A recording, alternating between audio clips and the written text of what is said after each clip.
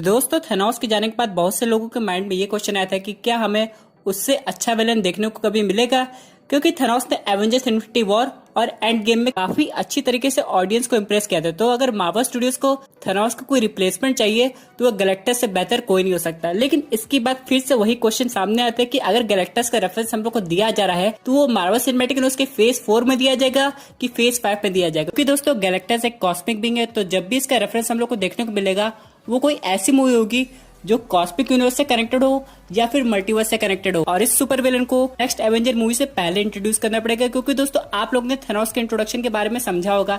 Avengers 1 movie से starting हुई थी, एवेंजर्स 2 में भी उसका हिंट मिला था, लेकिन फाइनली वो अपीयर हुआ एवेंजर्स 3 यानी कि इन्फिनिटी वॉर में। इसलिए दोस्तों गैलेक्टस के भी कैरेक्टर को बिल्ड करने के लिए पहले से किसी मूवी में जगह बनानी पड़ेगी ताकि ऑडियंस उससे रिलेट कर पाए। तो दोस्तों आज की इस वीडियो में हम लोग जानेंगे वो ऐसी कौन सी मूवी है जो गैलेक्टस को डायरेक्टली नेक्स्ट एवेंजर्स मूवी से कनेक्ट करती है, और साथ ही साथ हम लोग जो फेज 4 में जो चीजें डिले हुई है उसके बारे में कुछ डिस्कस करेंगे। तो दोस्तों कंप्लीट वीडियो स्टार्ट करने से पहले आप लोग कर दीजिए वीडियो को लाइक और कमेंट कीजिए गैलेक्टस।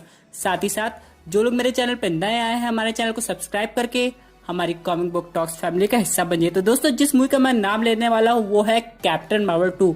अब बहुत से लोग सोच रहे होंगे इसमें कौन सी ऐसी पॉसिबिलिटी कि गैलेक्टस हम लोग को दिखाई दे, क्योंकि गैलेक्टस तो फैंटास्टिक 4 में भी दिखाई दे सकता है और यहाँ पे doctor strange multiverse of madness में भी दिखाई दे सकता है। दोस्तों मैं आपको बताना चाहता हूँ यहाँ पे पहली बार कैप्टन मार्वल 2 मूवी में सिल्वर सर्फर का रेफरेंस यूज होने वाला है। अब बहुत से लोग सोचेंगे ऐसा कैसे पॉसिबल है, क्या स्टोरी लाइन बनेगी। तो दोस्तों मैं आपको बताना चाहता हूँ इन सब के पीछे कैप्टन मार्वल की जर्नी सामने आएगी। यहाँ पे हम लोग ने एवेंजर्स एंड गेम के इवेंट्स के बाद भी ये देखा था कि कैप्टन मार्वल अर्थ पे नहीं रहती है बल्कि स्पेस में चली जाती है बाकी प्लैनेट्स की मदद करने, क्योंकि उसने ऑलरेडी एवेंजर्स 4 मूवी में ये कहा था अर्थ को प्रोटेक्ट करने के लिए पहले से सुपर हीरो मौजूद है। लेकिन बात करें अगर हम लोग पूरे ब्रह्मांड की तो वहाँ पे ऐसे बहुत सारे प्लैनेट्स हैं जहाँ पे सुपर हीरो की जरूरत है। उन्हीं में से कुछ ऐसा प्लैनेट होगा जहाँ पे सिल्वर सर्फर आया हो, और यहाँ पे हम लोग को एक फाइट सीक्वेंस देखने को मिलेगा सिल्वर सर्फर और कैप्टन मार्वल का। आपने फैंटास्टिक 4 2 मूवी में देखा होगा जब भी सिल्वर सर्फर किसी प्लैनेट पे जाता था उस प्लैनेट पे अनयूजुअल चीजें होने लगती थी। और जब फैंटास्टिक 4 ने पहली बार सिल्वर सर्फर को पकड़ा था तो उन्हें ये तक नहीं पता था कि सिल्वर सर्फर के थ्रू गैलेक्टस अर्थ पर अटैक करने आने वाला है। तब क्या होगा जब कैप्टन मार्वल और सिल्वर सर्फर के बीच में फाइट होगी। यहाँ पे ये फाइट काफी देर तक हो सकती है, क्योंकि दोस्तों सिल्वर सर्फर के पास भी कॉस्मिक पावर है जो कि गैलेक्टस ने उसे दिया था। लेकिन दोस्तों यहाँ पे सिल्वर सर्फर के जीतने के चांसेस कम है, क्योंकि कैप्टन मार्वल की पावर उससे ज्यादा है। इन दोनों के बीच में जब भी फाइट होगी कैप्टन मार्वल सिल्वर सर्फर से जीत जाएगी। लेकिन इसके बाद यहाँ पे इन दोनों के बीच में एक इंटरेक्शन हो सकता है जहाँ पे कैप्टन मार्वल सिल्वर सर्फर से पूछे कि तुम्हारे यहाँ पे आने का मकसद क्या है और तुम हो कौन। उसके बाद सिल्वर सर्फर उसे अपना फ्लैशबैक समझाएगा जहाँ पे उसे ये बताने की कोशिश करेगा कि गैलेक्टस उसके प्लैनेट को डिस्ट्रॉय करने वाला था, लेकिन अपने प्लैनेट को बचाने के लिए वो गैलेक्टस के लिए काम करने लगा। यहाँ पे फिर कैप्टन मार्वल गैलेक्टस की लोकेशन पूछेगी तो सिल्वर सर्फर उसे कहेगा कि तुम उसका कुछ नहीं कर सकती, वो अभी बहुत डीप स्लीप में है। लेकिन कैरल डैनवर्स सिल्वर सर्फर को कन्विंस करती है कि वो गैलेक्टस को बड़ी आसानी से हरा सकती है और उसके बाद सिल्वर सर्फर को कभी भी उसके लिए काम नहीं करना पड़ेगा। सब सुनने के बाद सिल्वर सर्फर को ऐसा लगता है कि जो पावर्स उसे मिली है वो गैलेक्टस के थ्रू ही मिली है। तो अगर कैप्टन मार्वल गैलेक्टस की पावर को डिफीट कर सकती है तो फिर गैलेक्टस को भी हराने का उसके पास कोई प्लान होगा। इसके बाद वो और कैप्टन मार्वल गैलेक्टस के लोकेशन पे जाते हैं जिसका नाम होता है टार 2 यानी गैलेक्टस का दूसरा घर। अब यहाँ पे गैलेक्टस बहुत गहरी नींद में सोया था, लेकिन सिल्वर सर्फर बोला था कि हम लोग इसे सोने देते हैं, बल्कि हम लोग को और प्रिपरेशन करनी चाहिए सुपर हीरो को लाने की। इस पे कैरल सिल्वर सर्फर से पूछती कि अब ये कितनी देर तक सो सकता है, तो वो बताता है कि डिपेंड करता है, अगर कोई ऑब्स्टेकल नहीं है इसके सामने तो इसकी नींद 5 इयर्स बाद ही खुलेगी। तब यहाँ पे कैरल बोलती कि हम लोग के पास काफी ज्यादा टाइम है, हम लोग को बाकी सुपर हीरो को इन्फॉर्म करना चाहिए और खासकर एवेंजर्स को। उसके बाद वो दोनों यहाँ से चले जाते हैं और पोस्ट क्रेडिट सीन में हम लोग ये देखते हैं कि गैलेक्टस की नींद फाइनली खुल गई है, लेकिन ना तो उसे सिल्वर सर्फर दिखाई देता है ना ही कोई ऐसा प्लैनेट जिसकी एनर्जी गैलेक्टस कंज्यूम कर सके। उसके बाद गैलेक्टस अपने स्पेशल डिवाइस से सिल्वर सर्फर की एग्जैक्ट लोकेशन का पता लगाता है और उसको ये पता चलता है कि वो एक्चुअली में अर्थ पे है। तब वो काफी गुस्से से अर्थ की ओर बढ़ता है। अब मूवी यहीं पे खत्म हो जाती है। दोस्तों भले ये एक तरह की फैन थ्योरी है, लेकिन इससे हम लोग को गैलेक्टस की एक प्रॉपर स्टोरी आर्क देखने को मिलेगी। और फिर फाइनली जब मेन एवेंजर्स मूवी आएगी तो यहाँ पे हम लोग को एक प्रॉपर रीजन देखने को मिलेगा गैलेक्टस और एवेंजर्स के बीच में फाइट होने का। और यहाँ पे दोस्तों एक और बात सामने आती है कि जो स्क्रल्स का प्लैनेट था उसे एक्चुअली में गैलेक्टस ने डिस्ट्रॉय किया था, जिसके बाद वो अलग प्लैनेट खोजने लगी जहाँ पे वो रह सके। लेकिन उनका इंटेंशन इससे भी ज्यादा था, वो सिर्फ प्लैनेट पे रहना नहीं चाहते थे बल्कि उसको रूल करना चाहते थे, यानी कि वो इवल स्क्रल थे। लेकिन अगर हम लोग सिनेमैटिक यूनिवर्स की बात करें तो स्क्रल को अच्छा दिखाया गया है। कैप्टन मार्वल 1 मूवी में ये दिखाया गया कि उनका प्लैनेट क्री ने डिस्ट्रॉय किया था। इसका मतलब ये है कि गैलेक्टस की स्टोरी इनसे लिंक नहीं होगी, क्योंकि अगर ऐसा कुछ होता तो पार्ट 1 मूवी में हम लोग को समझ में आ जाता। लेकिन हो सकता है जो मूवी की एंडिंग दिखाएगी जहाँ पे कैप्टन मार्वल क्री के लिए कोई अलग प्लेनेट खोज रही हो जहाँ पे वो आराम से रह सके, तो हो सकता है उस प्लेनेट पे सिल्वर सर्फर आया हो। लेकिन दोस्तों ये जब होगा तो एक चीज तो कंफर्म है कि गैलेक्टस फाइनली हम लोग को मार्वल सिनेमैटिक यूनिवर्स में बहुत जल्दी देखने को मिलेगा। चलिए दोस्तों बात करते हैं अपने अगले अपडेट की, जो कि रिलेटेड डिज्नी प्लस के डिले टीवी सीरीज की। यहाँ पे अगस्त में हम लोग को फैल्कन विंटर सोल्जर की टीवी सीरीज आराम से देखने को मिल जाती, लेकिन अब खबर ये आ रही कि इसको डिले कर दिया गया और इसकी अभी तक कोई ऑफिशियल रिलीज डेट नहीं आई है।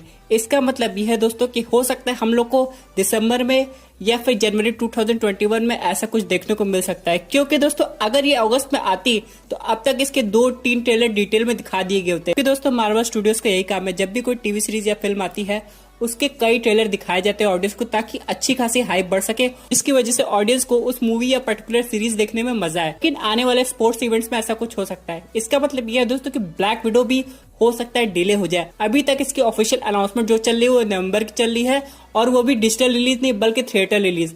लेकिन अभी ऐसा लग नहीं रहा कि थिएटर में ये मूवी जल्दी आ पाएगी, क्योंकि जैसी सिचुएशन चल रही है हो सकता है इसे और एक्सटेंड कर दिया जाए। अगर हम लोग बात करें वांडाविजन टीवी सीरीज की, तो उसकी रिलीज डेट दिसंबर में थी, लेकिन वो चेंज हो गई स्प्रिंग 2021 में। यानी दोस्तों एक तरह से मार्वल सिनेमैटिक यूनिवर्स का फेज 4 कई समय आगे बढ़ गया है और हम लोग को मूवीज और टीवी सीरीज के लिए थोड़ा और वेट करना पड़ेगा। इसका मतलब यह है दोस्तों कि अगर ब्लैक विडो रिलीज होती है फेब 2021 में, तो फिर इटर्नल्स की रिलीज डेट और आगे तक शिफ्ट हो सकती है। यानी दोस्तों हम लोग को इटर्नल्स का ट्रेलर देखने को मिल सकता है, ब्लैक विडो के 2 नए ट्रेलर देखने को मिल सकते हैं, लेकिन हम लोग को इन मूवीज के लिए और वेट करना पड़ेगा। लेकिन दोस्तों इनके अलावा कुछ अच्छी खबर भी कि हम लोग को आने वाले महीनों में बहुत से ट्रेलर्स देखने को मिल सकते हैं, वो भी मार्वल स्टूडियोज की तरफ से। और अगर हम लोग बात करें इससे रिलेटेड एक इम्पोर्टेंट मूवी प्रोजेक्ट की, तो वो है स्पाइडरमैन 3।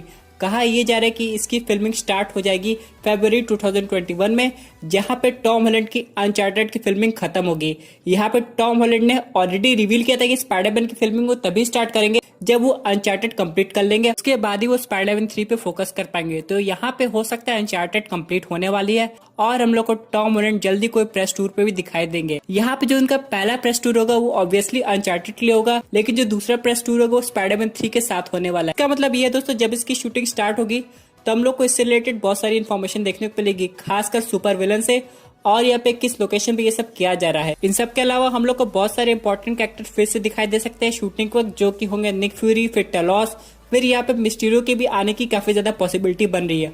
और ये सब जब होगा तो ऑडियंस से कुछ छुपेगा नहीं, बल्कि शूटिंग इमेजेस में सब कुछ सामने आ सकता है। और यहाँ पे आप लोग को पता है टॉम हॉलैंड ने स्पाइडरमैन 2 का टाइटल शूटिंग से पहले रिवील कर दिया था, तो कुछ ऐसा ही होने वाला है। स्पाइडरमैन 3 का वर्किंग टाइटल तो रिवील हो गया, लेकिन अभी तक ऑफिशियल टाइटल रिवील नहीं हुआ है मूवी का, तो हो सकता है हम लोग को आने वाले कुछ महीनों में ये भी पता चल जाए। दोस्तों इसी के साथ बात करते हैं अपने अगले अपडेट की, जो कि रिलेटेड है हॉकाई की टीवी सीरीज से। यहाँ पे ये कहा जा रहा है कि इनको फाइनली अपना डायरेक्टर मिल गया है। आप लोग को पता है हॉकाई के जितने भी एपिसोड होंगे उस पर्टिकुलर स्टोरी लाइन के अकॉर्डिंग डायरेक्टर्स को सेलेक्ट किया जाएगा। यानी दोस्तों एक डायरेक्टर 2-3 एपिसोड डायरेक्ट करेगा, उसके बाद कोई दूसरा डायरेक्टर आ सकता है। अब यहाँ पे भले इसकी फिल्मिंग स्टार्ट होने वाली है सितंबर में, लेकिन दोस्तों सबसे इम्पोर्टेंट पार्ट है केट बिशप का, जो कि अभी तक रिवील नहीं हुआ कि इसकी कास्टिंग कौन कर रहा है। यानी यहाँ पे अभी तक ये फाइनलाइज नहीं हो पाया कि हॉकाई के साथ जो इसकी मेन टीम मेंबर है केट बिशप, वो है कौन। इसका मतलब ये है कि मार्वल स्टूडियोज को इसकी कास्टिंग सितंबर से पहले कंफर्म करनी पड़ेगी और तभी जाके इसकी फिल्मिंग टाइमली शेड्यूल हो पाएगी।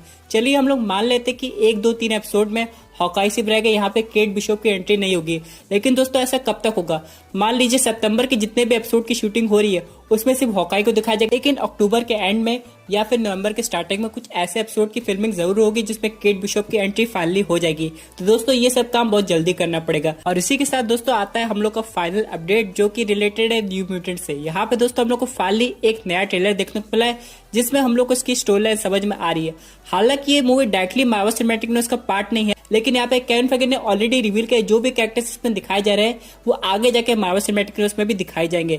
इसका मतलब ये दोस्तों कि इसकी स्टोरी भी इंपॉर्टेंट है इनके पावर्स के पॉइंट ऑफ व्यू से। अब यहाँ पे ट्रेलर में हम लोग ये देख सकते हैं ये सारे जो म्यूटेंट्स हैं एक तरह के असाइलम में कैद है, जहाँ पे इनकी फियर्स को टेस्ट किया जा रहा है, लेकिन बाद में ये लोग एक एक करके और फिर ग्रुप में अपनी पावर्स को एक्सप्लोर करके वहां से भागने की कोशिश करते हैं। लेकिन दोस्तों यहाँ पे सबसे अच्छी बात यह है कि इनका एक सेपरेट पैनल होने वाला है कॉमिक कॉन में। इसका सीधा मतलब ये है कि हो सकता है ये मूवी डिजिटल रिलीज कर दिया जाए, क्योंकि बहुत समय से ये मूवी पोस्टपोन हो रही थी। तो दोस्तों ये थी एक अमेजिंग अपडेट जो रिलेटेड थी कैरेक्टर से और बाकी मार्वल अपडेट से। आई होप आपको ये वीडियो पसंद आई होगी। वैसे आपके क्या व्यूज है इस पर्टिकुलर टॉपिक पे अपने व्यूज जरूर कमेंट कीजिएगा। और दोस्तों अगर आप ऐसी unique super hero content enjoy करना चाहते हैं तो हमारे चैनल को सब्सक्राइब करके हमारी सुपर हीरो फैमिली का हिस्सा बन जाइएगा। Thank you for watching.